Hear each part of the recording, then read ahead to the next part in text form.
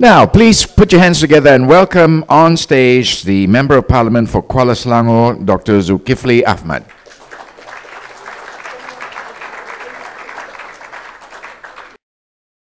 In the last PRN Sarawak in 2006, the opposition had 37% of the popular vote. And with last year's PRN Sarawak, it shot up to 47%, an additional 8%. And I can tell you with that 8%, if it is repeated in this 13th general election, that will be the end of the UMNO Barisan National Government.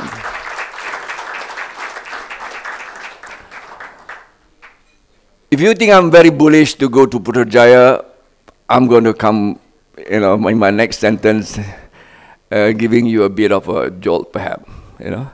I, for one, unlike my many MPs, friends and leadership in the Pakatan, frankly, I'm more concerned in playing the game rather than winning it. Yes. What we are witnessing is actually a new political landscape of a two-party system that is going to enhance the check and balance of our democracy. To me, this is more refreshing and consoling, more than with the prospect of a regime change. Though I know, although victory is not everything, but everything is waiting for victory to end the 57 donkey years of the arrogance of the Barisan National Government. So let me say this, that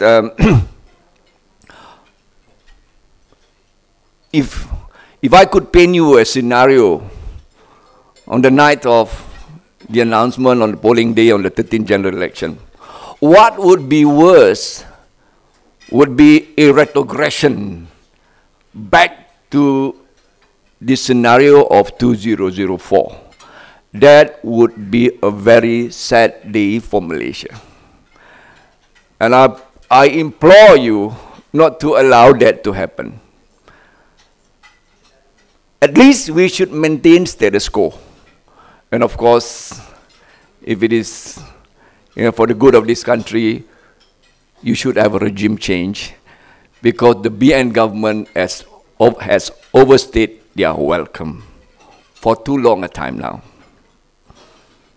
And I say this in all conviction, that at least for once, you have an alternative right now. UMNO Barisan Nasional used to say that if opposition takes over this country, it will be bankrupt in no time. Did you see a bankrupt state government of Pakatan Rakyat run by Pakatan Rakyat till now? You don't. Yeah. It's not that we are a lot better than the BN government, but they are a lot worse.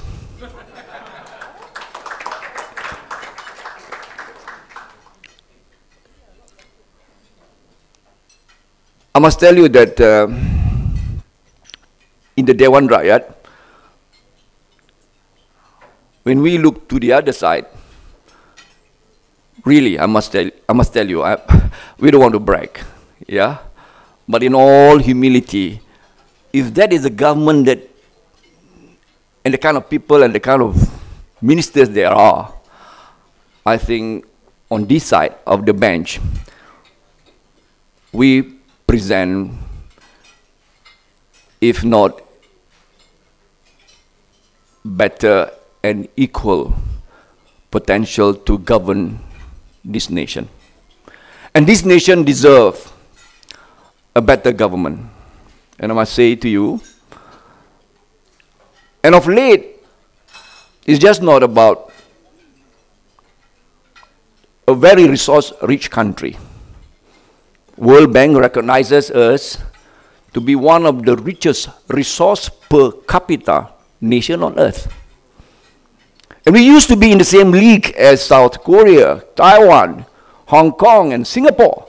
And we were once upon a time enjoying a per capita income a lot better than them. And where are we now and where are they? We are struggling to compete with Timor-Leste, with FDIs and whatnot. So friends, I must say this, that this opportunity might not come in a long time.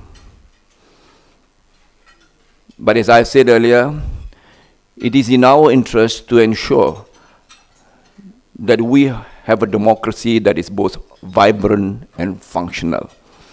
That is the objective of each and every one of us who loves this country. And we have now a coalition politics of Pakatan Rakyat. Some may call it an unholy alliance of Islamist party and DAP and PKR. But I can tell you, this is about the most promising coalition politics that the country ever witnessed. And I speak, and I'm conscious that I'm speaking, from the perspective of past. If we have forgotten past, it is the Islamic Party of Malaysia. And for a long time, I understand quite well, and I don't need to be an apologist here, that you have looked at past from a very jaundiced perspective of an extreme, obscurantist, extreme Islamic party. But that is now all over. Can I take that from you? After 2008, we debunked the Negara Islam thing and quickly replaced it with a nation of care and opportunity, Negara Berkebajikan. Because Negara Berkebajikan, when you go back to the textual exegesis of the Quran and the prophetic tradition, you find in the Negara Berkebajikan a political offer that is all Islamic. So I don't think I have much time because I know that I've got to share this space with others of our leadership here. But I would like to say this, that past has come a long way in a short time to understand that we no longer address constituencies that are Kelantan, Terengganu, Kedah, and Perlis. We are in the center stage of national politics. And because of that, we have, in fact, reinvent ourselves, re-engineer, and, in a more, should I say, not that we have become moderates, I'll tell you this, not that we have become moderates, but we want to really become truly Islamists, because Islam presents that. And what you are witnessing right now is actually what we thought to be the Islam that is most inclusive and provides for pass for all and Islam for all. And if I may be allowed to quote a verse of the Quran, that the Prophet, when the Prophet is defined in relation to the entire universe, the verse, with your permission, I would quote it in Arabic, وَمَا أَرْسَلْنَاكَ إِلَّا رَحْمَةً لِلْعَالَمِينَ.